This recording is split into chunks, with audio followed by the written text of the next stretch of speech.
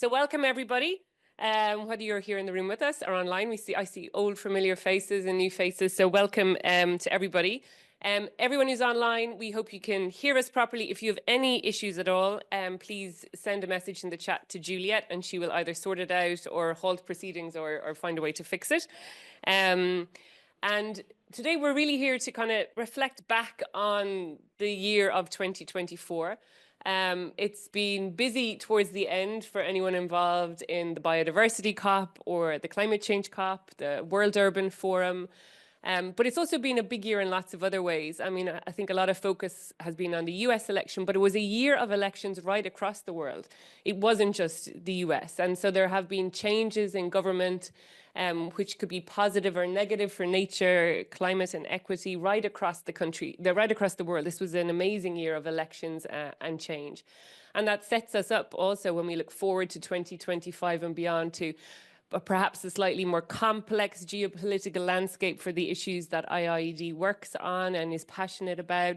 But there's also opportunities within that change as well. And what we wanted to do with this evening's panel was to reflect a little back on some of these big events of 2024 and then cast our eyes forward and gaze into the crystal bowl and think about what we think next year might bring as well. And particularly thinking about opportunities, new spaces opening up, new leaders, new opportunities for the voices of the communities and the partners that IIED works with to have a voice, to have an influence and to leverage change. So we have some great panelists. So let me introduce them. We have Dilys Roe, who leads IIED's work on biodiversity and conservation. Welcome, Dilys. Dilys is also chair of the IUCN Sustainable Use and Livelihood Specialist Group and has been working in IIED for a long time. We were just reminiscing about like 4 offices ago, so that was good. Beside Dilys is Sheela Patel. Sheela is founding director of the Society for the Promotion of Area Resource Centres. I never knew that that's what SPARC stood for until this evening. And Sheela is a trustee of IIED and a long friend of IIED and very much speaks up for us from the perspective of the partners that IIED works with. Beside Sheela, we have Edward Davey, who's the head of the World Resources Institute Europe's UK office. He's also senior advisor to the Food and Land Use Coalition and an advisor to the New Economy for the Amazon and Congo Basin. So Ed also likes snappy, catchy titles, just like Sheela. And at the end, just straight off the train from Edinburgh, we have Subhi Barakat, who has 16 years experience in multilateral negotiations and international diplomacy and leads that work for us here at IIED. Subhi, you're also very, very welcome. There are some voices we don't have here today. We would love to have some of the negotiators that IIED works so closely with from the least developed countries and small island developing states. They're not here, so those are some missing voices, so we can pick that up at another stage. And if anyone from those groups is online, then bring in your voice through the chats and bring in your questions that way too. We'll have some questions after this initial kind of panel conversation, and we'll take those questions from you here in the room. James will jump up to assist you with a microphone, and we'll also be collecting comments and questions that come in online. Okay, so to get things started, to kick us off, Subhi, an easy one for you.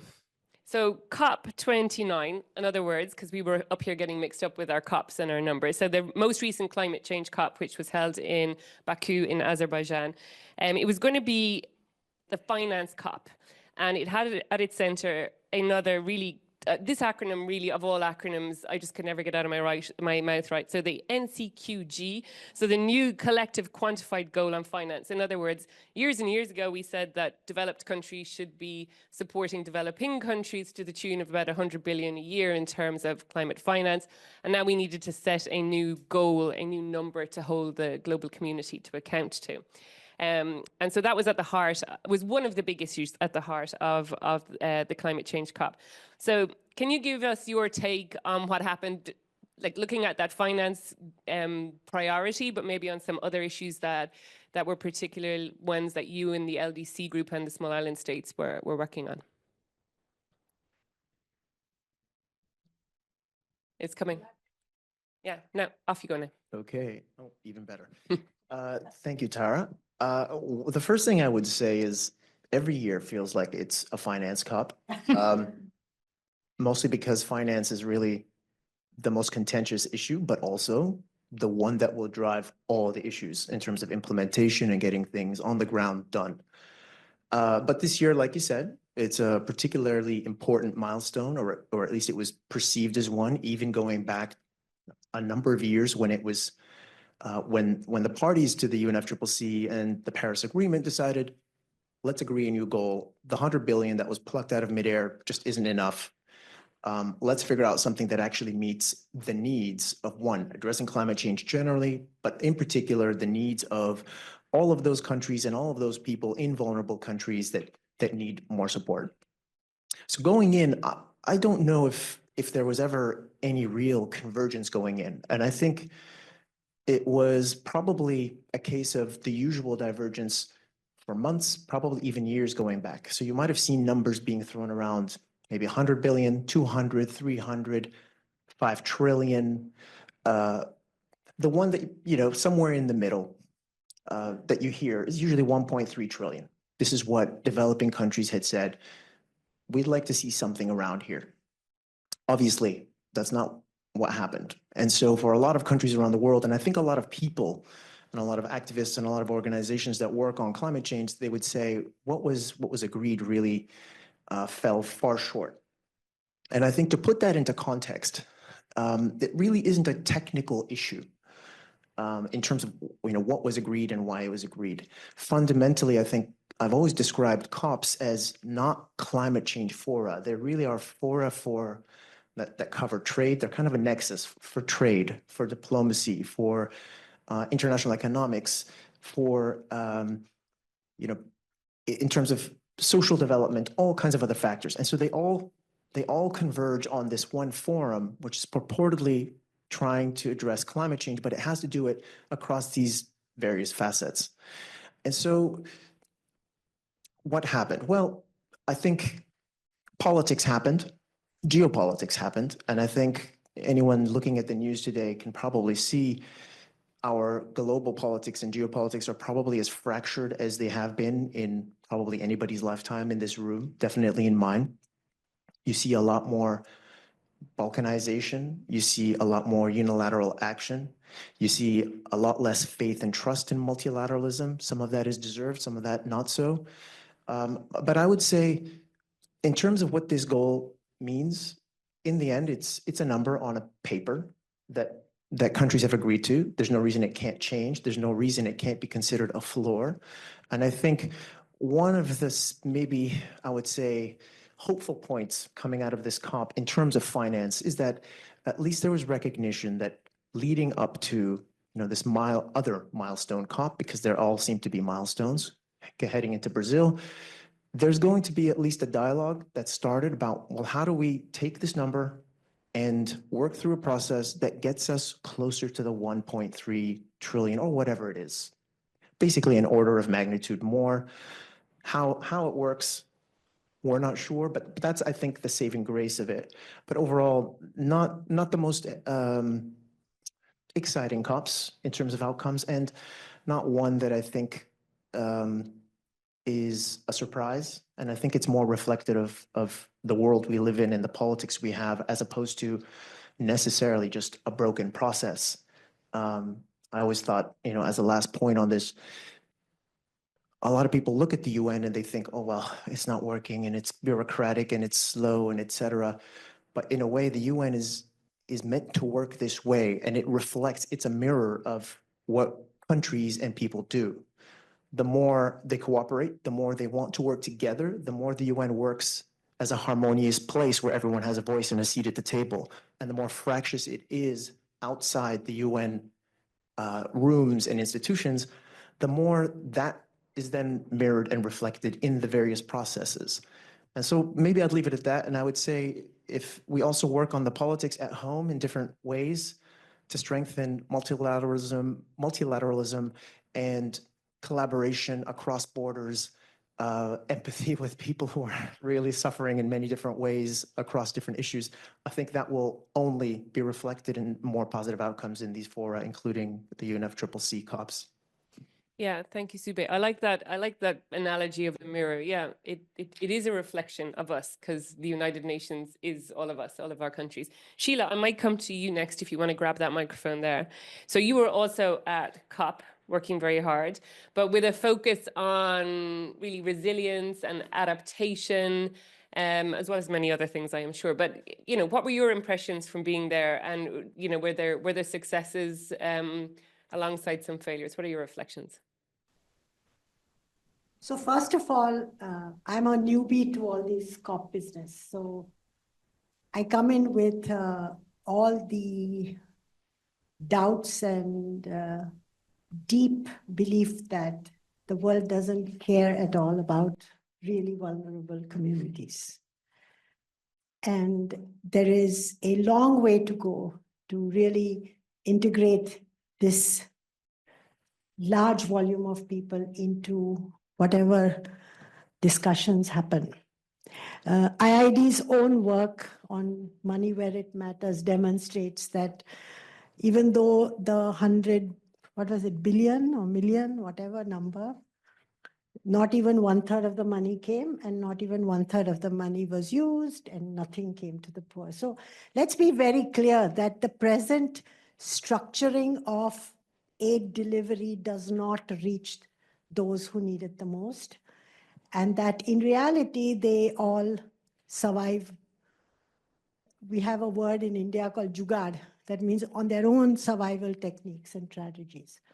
And so I come as an activist from that background. So I don't go to COP thinking something magical is going to happen. I go there to network. And in that networking, I have found so many insightful and useful networking contacts. I have learned to do good contestation for whoever doesn't want to talk about urban informality. I learned to do it smartly and better when when you have a sort of a debate about it. And I think what I achieved this time is that in the non-formal, in the informal, not informal, the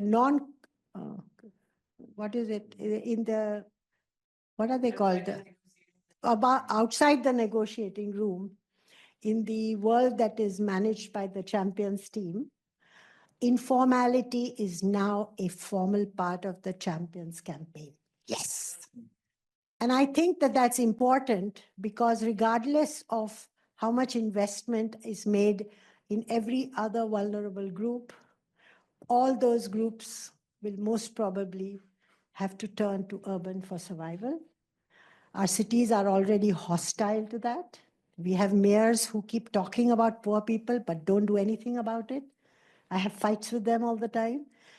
But I think that it gives me an opportunity to locate alliances and partnerships in very unusual places. And another thing which I found very useful in this COP, which we had started doing like last time, is the UN does these silos of SDGs and climate.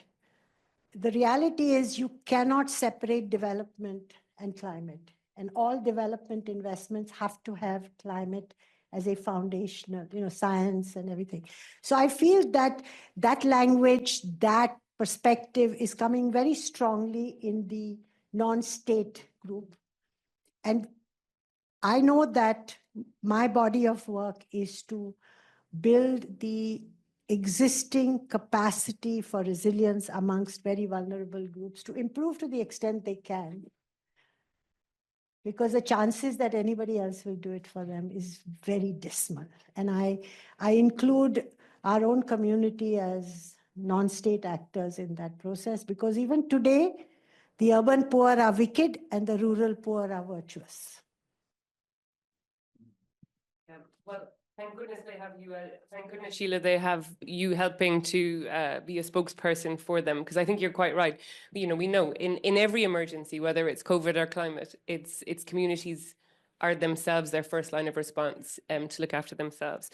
So Dilys, just thinking, you were at the biodiversity COP in Cali, where I'm sure you'd agree with Sheela that climate and nature need to be at the basis of all development decision making. So finance was on the agenda in the biodiversity COP2, another great acronym, the GBF. The Global Biodiversity Framework Fund, which was a flagship fund. I'm always worried when they call them flagship funds because you're like, oh, will it work? But again, it was an attempt to bring the finance together to implement the Global Biodiversity Framework. Yeah. How did that get on? And what were any other reflections you have from financing biodiversity and conservation action? In short, it was problematic, shall we say.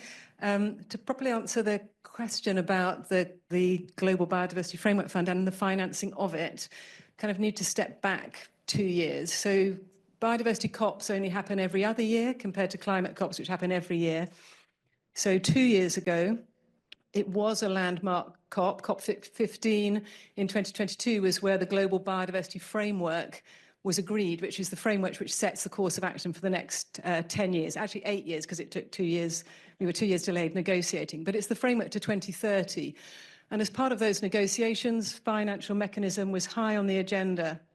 And developing countries were clear at the last COP that they wanted a separate fund, separate from the GEF, which is the current financing mechanism for biodiversity, because of a great deal of distrust in the GEF and a feeling that the major beneficiaries are the intermediaries and the implementing agencies. And so they'd argued for this dedicated fund to be agreed, and that didn't happen. Agreement wasn't reached at COP15, and the Global Biodiversity Framework Fund was set up despite protests about it, really intended to be an interim measure because this separate fund couldn't be agreed. So fast forward to COP16 last month, it was really then hoped that at COP16 there would at least be substantial pledges to the Global Biodiversity Framework Fund. Global Biodiversity Framework, developed countries are expected to have mobilized $20 billion per year by 2025, so by next year, to support biodiversity action. Latest OECD data shows that biodiversity financing, even if you interpret it very broadly, is still only at about 12 billion. And then the pledges to the Global Biodiversity Framework Fund were in the order of the hundreds of millions, so nowhere near the billions that are being expected. So obviously there was a lot of disappointment about the scale of the pledging and about the numbers of countries that actually made pledges. And very few countries actually made pledges. And then in addition to that, this issue of a separate biodiversity fund came up again, and that occupied a lot of negotiating time, again, driven by developing countries, and there was a real north-south divide on this. And this one ran out of time in the negotiations. So literally at the 11th hour, a draft decision was put before the plenary to establish such a fund, but there was no time to actually then negotiate it. And literally by the end of the COP, delegates were leaving and catching their planes and having to, everybody knows that they generally run out of time, but this time, literally people were walking out and there wasn't quorum by the end of the COP. So that was put on hold. And COP16 will resume again in February next year at FAO, and there'll just be a couple of items on the agenda, but the future of that independent fund will be one of them. So yes, I don't know whether it's as disappointing as the climate finance, but there was disappointment. Kind of thing. Yeah. Because all the small nations can't afford to stay on. Yeah, Exactly. again, kind of the equity of participation in these COPs. Yeah, people have to go and get planes. They can't afford to buy another ticket and they have to leave. So it's disappointing that there's such a reluctance to invest in climate action and nature and protecting vulnerable people. You think that would be obvious, decent things to do. Ed, just wondering then, how this sits with you, kind of looking at both COPs, and you work on nature and climate. I remember years ago, there used to be an agenda item. I don't think it still exists in all of the COPs, all 3 sister COPs, biodiversity, desertification, and climate change, which was something called like coordination between the conventions or something. That was one I used to get given. And it was like the most bonkers thing because they were never coordinated and they were all separate and they didn't join the dots at all. Is it getting any more joined up as, you know, kind of climate change thinks about nature-based solutions and the biodiversity COP thinks more about climate as a driver of biodiversity loss? Are we getting there? I would like to think that we are. I think we're getting closer. I think there is greater global understanding now than there has been for a while, perhaps ever, that the climate and nature crisis are profoundly interlinked, and you can't solve the climate crisis without protecting and restoring nature. And actually you can't protect and restore nature in perpetuity if you don't address the climate crisis, because the climate crisis is itself causing such damage to nature. So I think there is greater understanding than before. I think the COP26 in the UK in Glasgow played its part in that. There was this Glasgow Leaders Declaration on forest and land use on day one of that COP that kind of captured the world's attention. More recently at the COP28 in Dubai, there was an equivalent declaration around food and food systems that 160 countries signed at world leader level. Now, of course, declarations come and go, but nevertheless, it was quite a good signal that countries seem to recognize. And the food system drives circa a third of global greenhouse gas emissions and 80% of biodiversity loss. And then I think the fact that the Cali COP happened just a fortnight before Baku, and now, of course, this UNCCD is underway in Riyadh in Saudi Arabia. The proximity of the 3 this year, I think, does help elevate the synergies between them. But of course, it's not perfect. And everything will now hinge on what countries say they're going to do in their revised NDCs, which will begin to filter through in February, March, we think probably right through till August next year. And I think in our view, the litmus test will be, you know, what do these revised NDCs say about the integration of climate and nature? On the finance issue, it was, I think, pleasing. I hope you agree that Article 6 was agreed finally, and that there's some clarity, not perfect clarity, but some clarity about how carbon markets will work. Opinions vary on those and their legitimacy, but in principle now that should enable greater flows of finance to local communities, indigenous peoples, to protect and restore their land. I also think the role of indigenous peoples and their rights has been elevated. The Cali COP was wonderful in that respect. The Colombians were incredibly inclusive and purposeful about elevating those voices. And I do feel that the notion that land can only be protected and restored if the custodians of the land and their rights are recognised and honoured. I feel that understanding globally has increased, even if it's not happening on the ground. And then my last point is that I think the Brazilians, as president of COP30, do have an opportunity to elevate nature and climate. And between Susana Mohammed of Colombia and Marina Silva, these 2 fantastic environment ministers, I feel we have a chance to land a good outcome at COP30. And it's interesting that the Brazilians, as part of their preparations for the presidency, have elevated the role of tropical forests. Of course they would, that's why Lula has put it in Belém.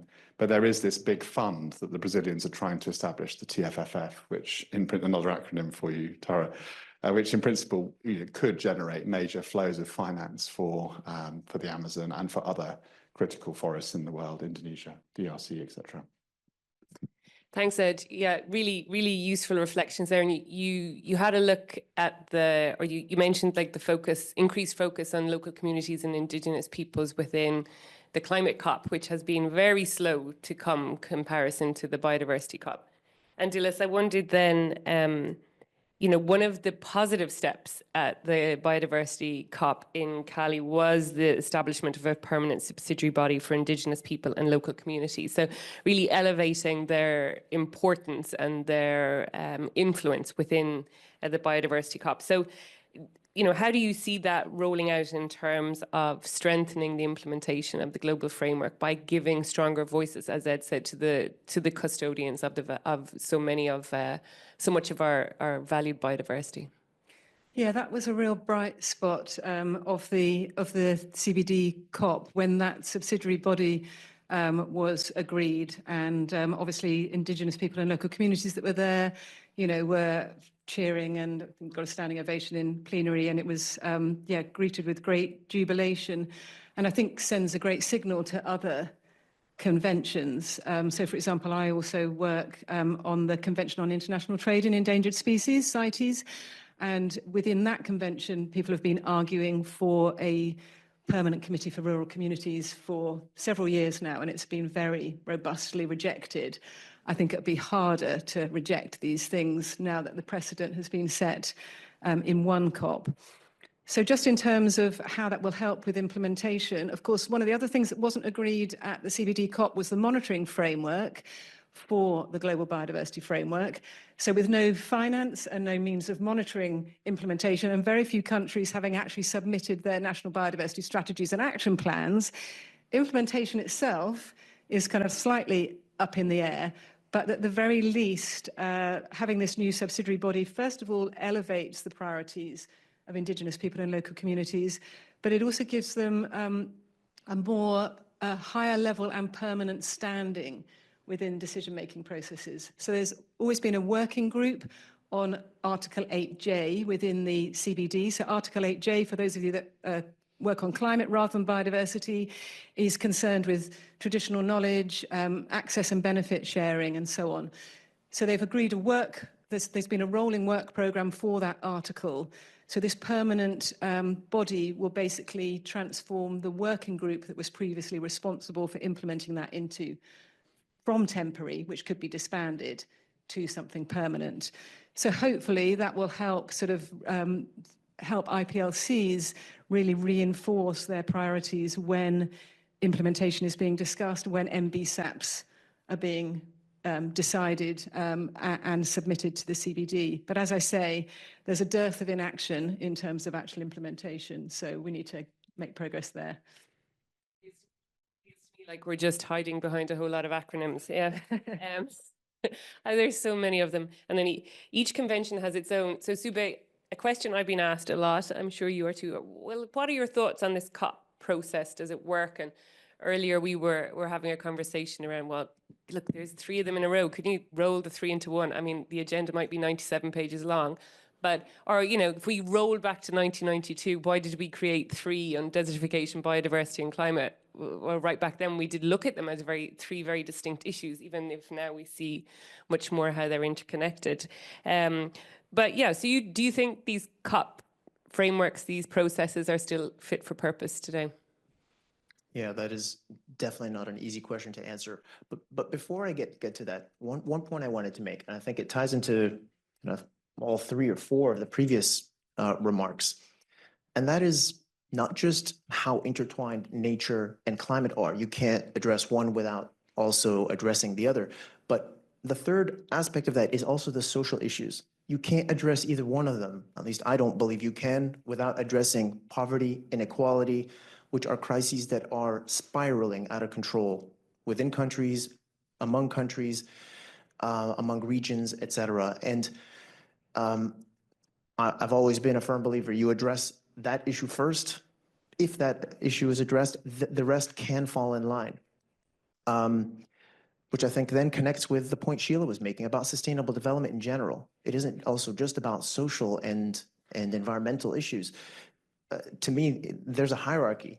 The ultimate goal is prosperity for everyone, but that's impossible without safeguarding nature, without looking at the environment and making sure it's actually going to support a prosperous global society. And then the finance and not so much finance, economics comes in as a tool to allow the first 2 to happen. That's how I see it in terms of a hierarchy. It seems to be inverted in terms of the way our world works. Last point on the Indigenous peoples and local communities, there's a quote that I love to refer to. And there's a person who has probably the coolest title in the world. He is the resident explorer at National Geographic. He just goes on these, I don't know how long, multi-year missions to investigate cool things. His name is Wade Davis, and he refers to the collective knowledge of Indigenous peoples as cultural genius. I'd never heard of it before that way, but it's good to see it, one, confirmed, elevated in terms of the voices these communities have, but also in terms of the crucial role they play. To your question, do I think these processes are fit for purpose?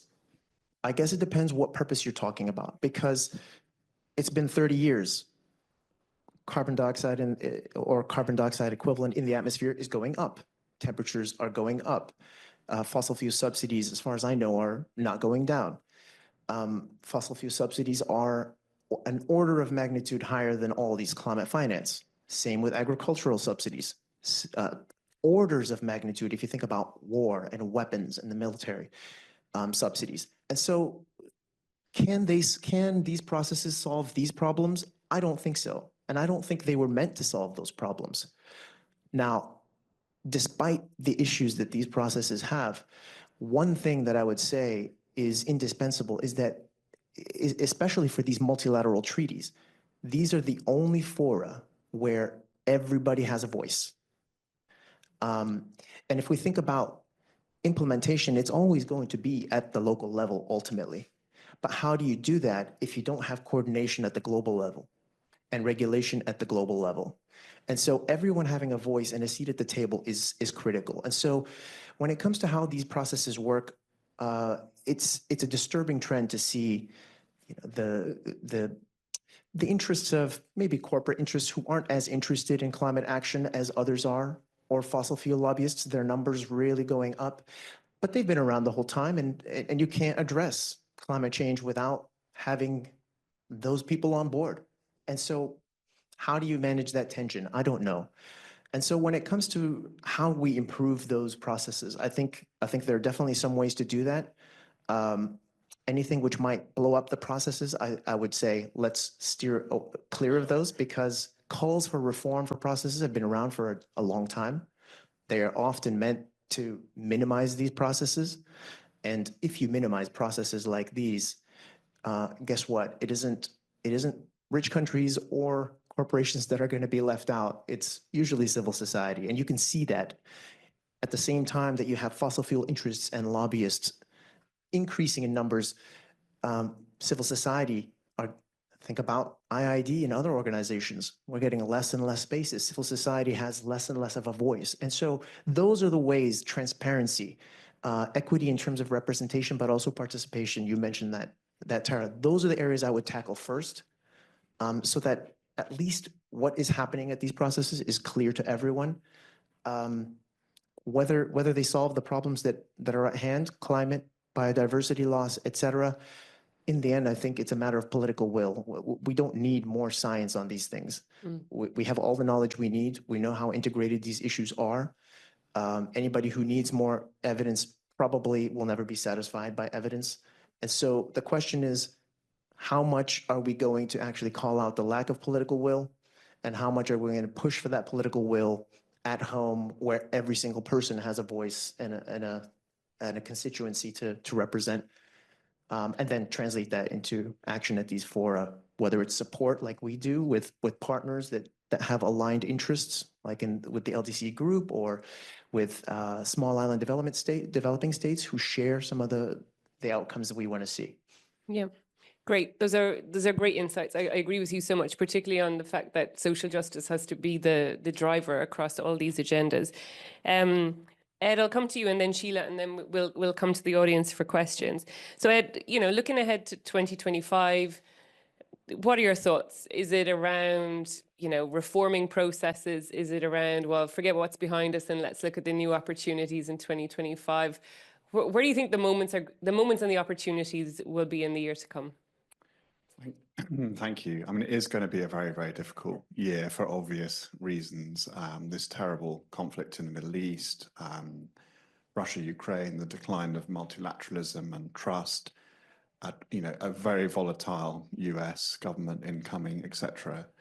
I completely agree on the political leadership point. I think we have to channel in Salim Al-Haq, Mary Robinson, Sheela Patel, Marina Silva. We have to return to notions of mere motley. I mean, there's so many moral leaders in the world at present, and I think of the Brazilians actually as a real force here. Lula, obviously, he faces political complexity at home, but his environment minister, Marina Silva, is outstanding. It was just as an aside, it was nice to see Brazil and the UK working very closely together at COP, and I think that relationship will be important next year. The LDC is clearly a very powerful voice. South Africa, G20, the Finance for Development Summit in Spain in the summer. So I think that there is a landing zone for a grand bargain and a deal in Brazil around mitigation, adaptation, finance. That this is not a foregone conclusion. We absolutely have to go ahead, notwithstanding the concerns we have about the direction of the US. The US itself there are lots of things happening in the US, as we know, that are quite promising at the city level and at company level. It's a heterogeneous context there as well. So I think we just have to keep going, and we have to build a coalition of the willing. But we do have to open political space in countries for greater ambition. And here in the UK, I would argue that that's incredibly important. The UK has expressed the desire to play a leadership role on the global stage and is already doing that, I think, in the climate context. But actually, the UK also has a responsibility to increase its finance and to tell a story about the role it wants to play in the world. And our community have to play a role in opening up political space in this country about us being generous overseas as well as at home. And it's not even generous, frankly, it's fulfilling our obligations. And I'll just close with a reflection on this notion of kind of mutuality and interdependence. The world has kind of gone in on itself. Nativist politics are in the ascendant. But actually, we will all succeed or fail together. And Martin Luther King famously said, "We are caught in an inescapable network of mutuality tied in a single garment of destiny. Whatever affects one directly affects all indirectly." And so I think somehow all of us who are in this together and the civil society around the world need to revive that spirit in the multilateral context in what will inevitably be a very, very difficult year. Thanks. Thanks, Ed. Yeah, and you brought up, I mean that sentiment, and we're all bound as people. Every time this question comes up about how our COPs fit for purpose, I think of Salim ul Huq, and he was the first to kind of put it on the table. And then he didn't just criticize it, he proposed like an alternative people's COP, and was bold enough to say how it could work differently. So Sheela, thinking about that, how, okay, yes, we could look forward into 2025 and go, oh my goodness, it's going to be so hard. But that's not going to be the way you look at it. So what opportunities do you think we have in 2025 to turn the tide, or what are you seeing as opportunities for the communities then and people that you represent? He should have been the last speaker. Okay, but you'll have a quote up your sleeve, Sheela. Among civil society, there's a lot of expectations also of Brazil. I have attended many of at least 3 of President Lula's yearly meetings with social movements, and worked very closely with many of the movements themselves. So there is a culture that of the president taking time off to talk to social movements, to talk about different issues, to go back to his roots. So there's a lot of expectation of what, despite all the other challenges that he faces with this minister and other things. So one is that. The second thing is for all of us who work in cities, Latin America is 25 years ahead of Asia and Africa. So we see the transitions that have happened politically, the decentralization, the deep commitment to providing tenure, the changing ways. So we're hoping that those of us who are from urban work, our governments also get their noses rubbed in that a bit. Lovely picture. So, no, but it's, to look at ways by which we can actually create conditions where the issues, because it's already 80% urban. So we're looking, although it's not such a dense populated region, for Asia and Africa, for all of us who are activists, this is what we want in the future, that there's decentralization, there are resources, there is a way to provide tenure to people who are living for 2-3 generations in cities and things like that. So that's one. The other thing I think, which is very interesting for many of us, is that there is a sort of a, especially after the fact that we've had 3 COPs in the oil producing countries, a lot of people didn't come to Baku. It was, I think, the most expensive COP anybody has ever participated in. We all felt very exploited. So it's going to be very interesting to see the contrast, to see ways by which it's different. When I went to Baku, everybody said, "Oh, now Trump is here, what's going to happen?" And then there was saying, "Oh, and Musk is there, now what's going to happen?" So somebody said there, which I always quote, is that maybe Musk will take all the rich people and go to Mars and leave the planet and the poor to heal themselves. But I think that there is a lot of expectations. We have no idea how these different, the G20s and the G7s and all these groupings do sort of work against each other and stuff like that. But there's a lot of expectation. There's a lot of excitement about what civil society groups will do there. But I'm not very optimistic, because I feel that if you look at the world, the number of right-wing governments that have come in and their alignment in how they look at aid, how they look at North-South relationships, the emerging countries like India and China and others, their contradictory ding-dong roles. All these things are going to come in the way of any aligned solutions. So it's like a ding-dong. What do you want? Do you want this? Like you say, that's the only way these things are discussed. Yep. But at the same time, we shouldn't be too optimistic and get too excited because of the fact that it's in Brazil. I mean, they can try very hard, but the global situation actually is going to be worse than what it is now, is my opinion. Yeah, and as Subhi said, these processes are a mirror of what's happening out there in the world. And when there are these many competing concerns and fractures, they show up in these international processes. So colleagues, I want to give you a chance to interact with the panelists and ask any questions that you have. We have some online, which you might take first, because people there will want to drop off, I'm sure, promptly at the hour. Do you need a microphone? Yeah, and can we borrow that one? James, can you bring it down? We'll just get some of the online questions, and then I can see some questions here in the room. So we'll come to you as well. So thank you very much, online listeners, participants. Yes. Yes, we've got about 90 people online at the moment, which is great. Great.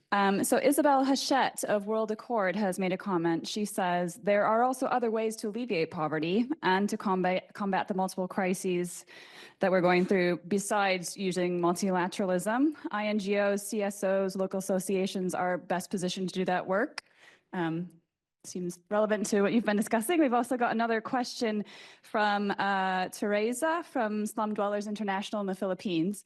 She asks, how will the UNFCCC ensure that the fund's governance and disbursement mechanisms are equitable, transparent, and accessible to the most affected communities? And there's a question direct for Dilys from someone named Sidjum Adam. They say, can you elaborate more on the North-South divide during the negotiations at the Biodiversity COP?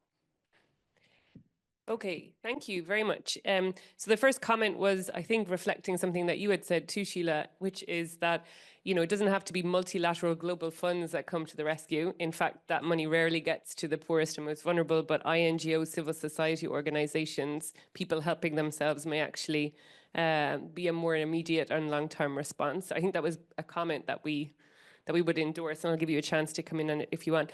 Then Teresa's question was, the eternal question. How do we make funding that flows through the UNFCCC more accessible, more transparent? and more at the service of the people and communities who need it most. So I'll send that one over to you all, because if you can crack that, that would be great. And then a question to you, Dilys. Let's start with this one.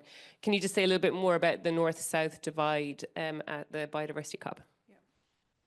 Yeah, so that's a very broad way of categorizing the divide. It was essentially around the financial issues, but an overall drive by developing countries for this separate fund and for more funding, and a resistance, not surprisingly, from developed countries towards that. So developed countries in the global north much more wanting to stick with the GEF, stick with what we know, and this real push for an independent fund which is under the control of the COP rather than the GEF, being driven by developing countries. And that in itself driven by the fact that they feel limited control over how GEF decisions are made. I think if you look at the makeup of GEF Council, etc., you know, it's dominated by global north rather than global south countries. So having an independent fund that's under the control of the COP would actually give developing countries much more access to financial decision making.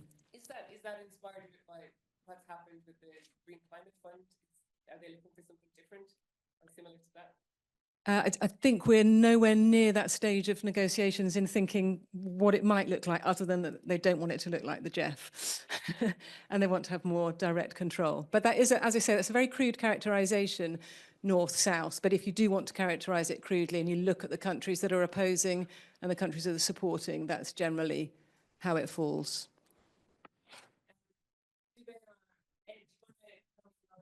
How do we make the climate finance more accessible, transparent, get to the people it needs?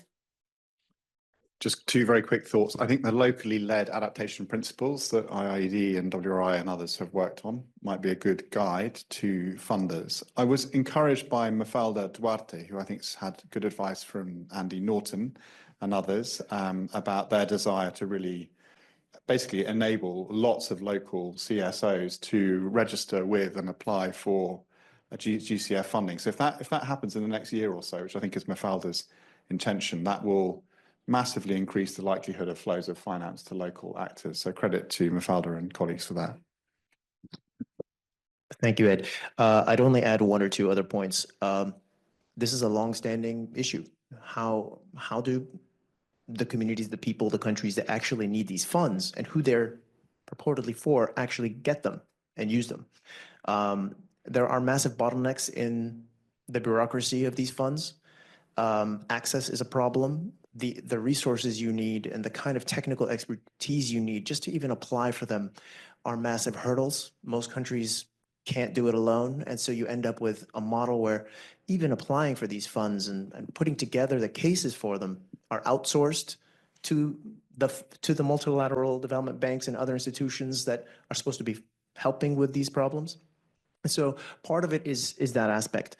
But I would say something that isn't necessarily part of the fund's governance, but stepping back a little bit and looking a little bit more holistically, just the idea of debt for these countries, debt generally. It is not only crippling countries, but it's used by institutions like the World Bank, like the IMF, who are doing good work on the one hand, but also hamstringing a lot of these countries. The different ways that debt constrains countries in what they can and can't do, the choices they need to make, and the increasing amount of loan and interest-bearing support through climate finance mechanisms isn't something we can ignore. And so to the extent that the constituencies within the UNFCCC and outside are calling out this problem and saying you cannot saddle these countries with more debt, it just won't work and it's unsustainable, that's one aspect. And I think if we can make progress on that, it'll help alleviate some of the pressure and the need to just go through these portals of finance. Yeah, no, agreed. Thank you very much. So let's go to some questions here in the room. So James, I saw that Andy had his hand up, and then Christina, and then this gentleman here. Thanks, James. Hi, everyone, and many thanks to the panelists. That was great. My question is about COP16, but also the read across between biodiversity finance and climate finance. And I'm afraid it's yet another fund, the Cali Fund, that was announced, which basically takes digital sequence information, I mean, you will know this much better than me, from biodiversity, which companies are profiting from, and seeks to get some of that money for biodiversity finance. And the read across to climate finance is obviously everything's looking pretty challenging in terms of getting money out of public budgets of rich countries into climate finance. So if you can somehow shortcut that with what are called solidarity levies, ideas about shipping fuels, aviation fuels, fossil fuel companies, and transaction taxes, those are the ones in the climate space. So is the Cali Fund some kind of a model for that? I'd seen that it's voluntary at the moment, but I believe there is some kind of process or intent to make it sort of non-voluntary or to put some kind of accountability or duty around it. So I'd just be really interested to hear, is it a ray of light or not, basically, is the question. Thanks. It's been sort of heralded as a glimmer of hope rather than a ray of light. So for those of you not familiar with it, the Cali Fund was agreed at COP16, and it's a fund that's set up, a global fund that's set up into which companies that benefit from genetic information that's been digitized pay a proportion of their profits into that fund, and then that fund goes to the source countries from where the genetic information comes from. I think it's 1% of profits is the notional levy. I think the issue is that it is voluntary, and there's already pushback against that. And I think different countries will interpret the requirement in different ways. So it will be up to different countries as to whether they make it mandatory or voluntary, but the CBD decision is not to make it inherently a mandatory fund. So, and again, it's difficult to know how much truth there is in them, but you already hear sort of rumours of meetings within the UK government with Big Pharma and pushback from some of these companies who are resisting any move that the UK government might want to make towards it becoming mandatory. So I guess the proof will be in the pudding. I don't know anything about climate solidarity funds, so I can't comment as to whether it would be a good model or not, but maybe somebody that does could.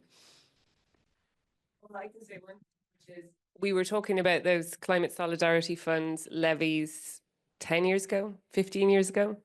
We haven't done anything about them. So again, it's a Salim, it links back to Salim, right? Just innovating different ways to channel funds to the things that need them and to the people who need them. Yeah, but the resistance came from the same corporate vested interests to not progress with them. And so they still remain. So I hear them being pronounced now like there's some kind of new idea. And they're like, oh, well, we tried that. It doesn't mean, I still think they are a great idea, but it's frustrating to see why it's so slow. James, can we get the microphone to Christina? Great. Yeah, thanks very much for a great panel. I'm Christina Swiderska from IIED, and a question about the COP29. You said, Subhi, that everybody is in the room, which is great. I think the issue is that not everybody can influence the negotiations, and particularly scientists and Indigenous peoples and vulnerable communities. They don't have an influence.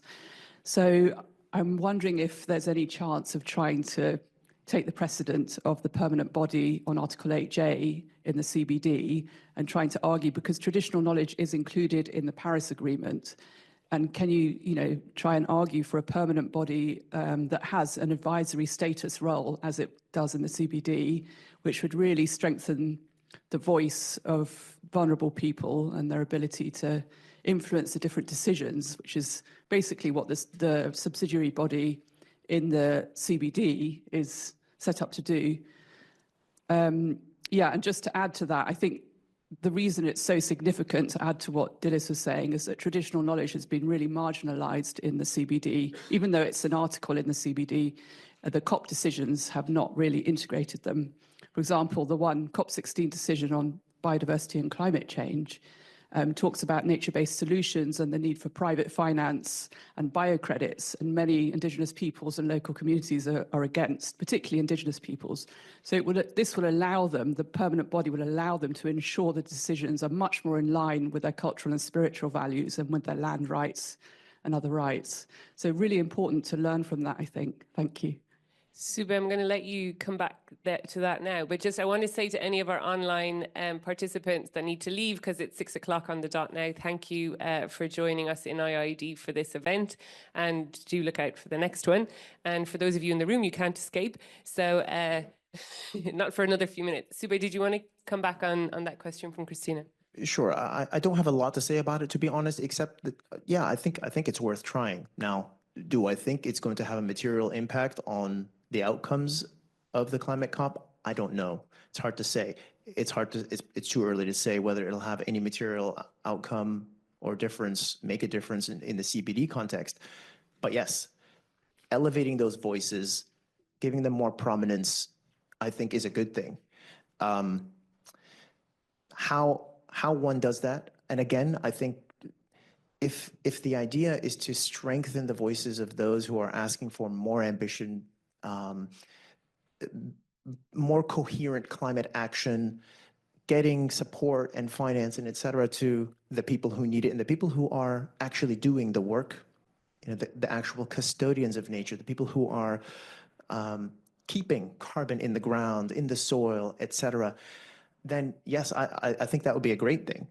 I don't know if that would happen in the UNFCCC in the climate COP. In a way, the climate COP is a bit of a, I mean, trailblazer is probably the wrong word because that makes it sound dynamic and exciting. But a lot of the innovations that came through the Paris Agreement and the UNFCCC process, some not so great and some great, including bottom-up processes, focusing more on transparency, et cetera, they're being adopted in other processes. So it's a process that's kind of at the forefront of trying some of these new things, not always successful and not always guided by the best, with the best intentions. I don't know. So to answer your question, I think it would be a welcome thing. I don't know if it would make a big difference. It might, and I would probably just leave it at that.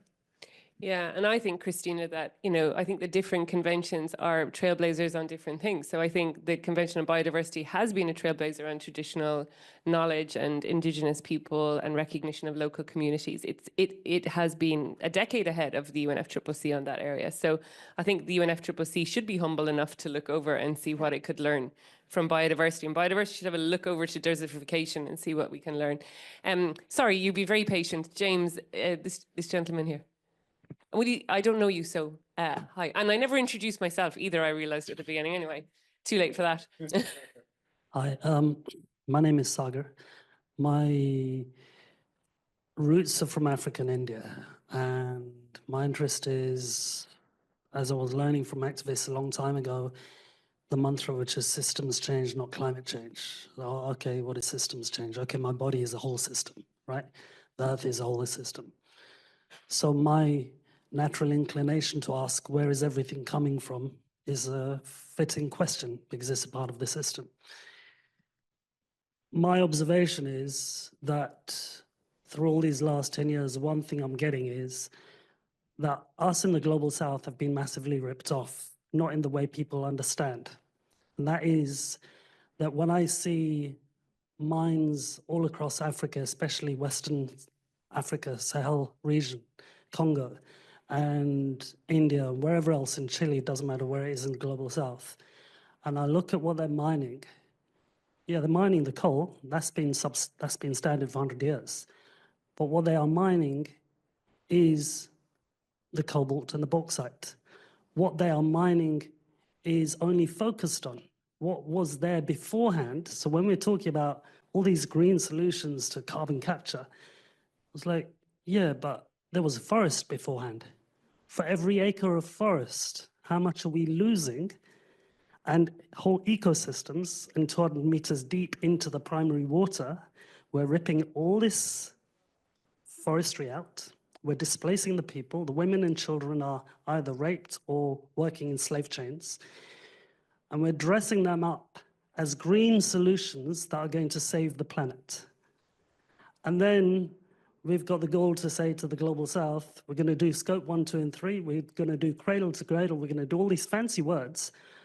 And people saying, great, we're going to have green energy. I was like, yeah, okay, you got the Kenyan women got green energy, but what happened to the people in Congo? This is what no one is asking. And the reason I'm angry but very calm, because it says in my faith to be calm, in spite of how angry you can be, is the fact that the scope 3, the IPCC, only calculates the emissions from the factory. But for some reason, conveniently, the supply chain all the way from the factory, from the forest to the factory has been emitted. And where are most of the emissions? Not from the factory to me in the UK. It's from the forest to the factory. So people say, oh, what are the solutions? I says, it's really quite simple. The Africans already decided for themselves the solutions is stop ripping off Africa, right? When I see the $300 billion or something that was mentioned a few weeks ago, repatriations or reparations or something, I was like, hold on a second. France has been collecting colonial tax receipts of 500 billion euros every year for the last 50 years. That's nothing. What's the solution? Stop stealing from Africa, right? Go to those Africans and say, build factories all over Africa. And actually, by the way, tell those 30 American army bases to clear off so you can build your own factory sections. So you've got sovereignty in your own continent. My question is I've been thinking about this for the last 10 years. People are now saying, oh, we'll do tree planting or carbon. I was like, hold on a second. Who asked those people whose land is indigenous and they're sitting on the land where all these minerals are from, actually says, your land is rich in minerals, we want it, but you're gonna have to clear off. Did anyone actually ask them? Because indigenous people were meant to look after them because they're the most important, the Adivasis, the Africans. No one asked them. So where is all this, some other over there stuff that we'll think about in 5 years' time? When it comes to it, and thinking about the Africans, we'll actually say, you know what? We will tell them, Africans and Indians, how to do it. We won't bring the indigenous to the table. So my innate anger is at the fact that this dual hypocrisy of, where's the 300 billion? It's like, well, tell the IMF to leave Africa. Tell the World Economic Forum to get out of Africa. Then we will see the Africans rise up themselves. But this is what we're not talking about. And now I'm just calmly going to sit down. Thank you. Yeah, no, thank you. I mean, I think the issues you raise and your frustrations are shared by pretty much everybody who works in IIED. This is at all these elements that you mentioned are at the core of the research and the work that IIED does with its long-term partners in Africa, in Asia, in Latin America. And I think it's very much the essence of IIED. We are about social justice. We're all about the links between environment and development. We will not stand for a walking over people and their rights in order to achieve green goals. That would be counter to our mission and to what we're all about. So that's the challenge to us, to make sure that the green agenda isn't some kind of cover for the next phase of human rights abuses in the world or further creating inequities and injustice. And I think that's why social justice and climate justice are at the very, very heart of everything that IIED is all about. So thank you, everybody. We do need to wrap up. You're all invited to stay and chat with us. There are some drinks outside. We'd love to chat with you all more, catch up with old friends. I want to just thank our panelists. You were all great. It was really, really, inspiring and great to get your different insights. And thank you very much. Thank you.